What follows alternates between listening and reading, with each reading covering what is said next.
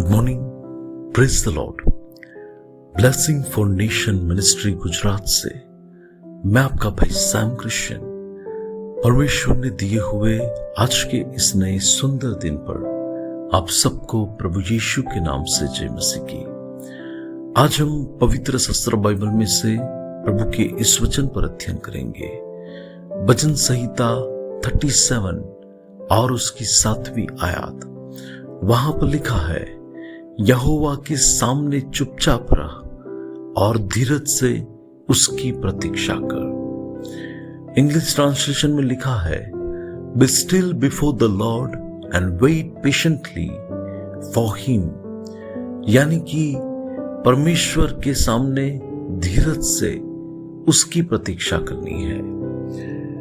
इस संसार में जब हम 60, 70, 80 साल का जीवन जो भी परमेश्वर ने हमें दिया है उससे ज्यादा या उससे कम, लेकिन इस जीवन में हम लोग कई बातों की उम्मीद करते हैं और हमें हमारे जीवन में लगता है कि हमें ये चीज तो अब तक मिलनी चाहिए थी, लेकिन जब वो नहीं मिलती तब हम उस बात को पाने के लिए धीरज से उसकी बाट देखते हैं।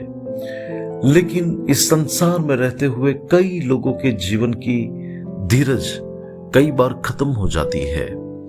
हालांकि धीरज एक ऐसी चीज है कि जिसको पवित्र आत्मा के फलों में उसका जिक्र किया गया है, जहां पर जैसे कि एक बीज बोने वाला यदि कोई फल का बीज बोए और वो उम्मीद रखे कि मैं इस बीज को बो रहा हूं, लेकिन इस पेड़ के जब बढ़ने पर एक समय ऐसा आया कि मैं उसके फल भी खाऊं, तो उसके लिए उसे कुछ साल वेट भी करना पड़ता है, यानी धीरज से उसे देखना पड़ता है।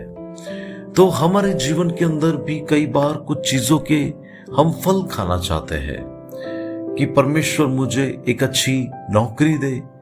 कोई कहता होगा कि परमेश्वर मुझे एक अच्छा जीवन साथी दे। कोई कहता होगा कि परमेश्वर मेरे इस परिवार के व्यक्ति के जीवन को बदले।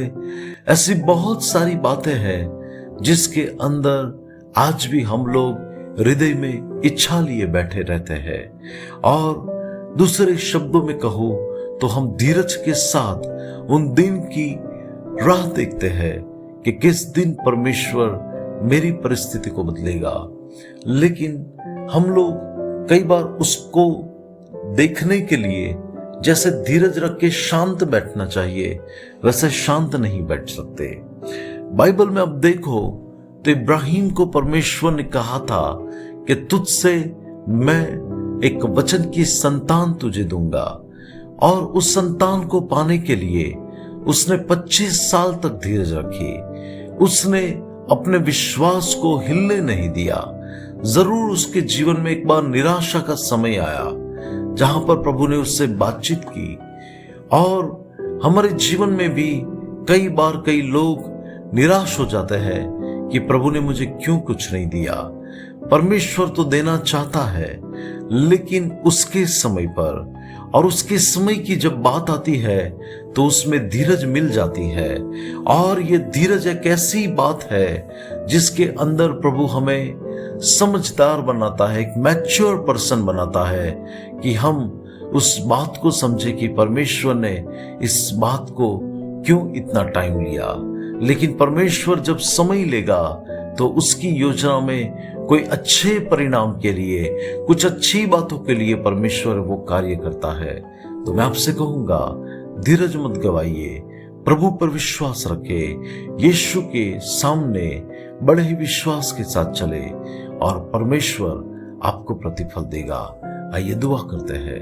अनुग्रहकारी मेरे प्यारे स्वर्गीय पिता, आज के इस वचन के लिए मैं आपका धन्यवाद करता हूं। मैं प्रार्थना करता हूं आपसे कि प्रभु आप अपने लोगों को शांत करें, और उनके अंदर प्रभु परमेश्वर उनकी धीरज को लेकर कोई कमी घटी हो तो आज उनकी धीरज को बढ़ाकर आप उनको आशीष दीजिए। यीशु मसीह के नाम से मांगते हैं, आमीन। May God bless you. Have a blessed day. Shalom.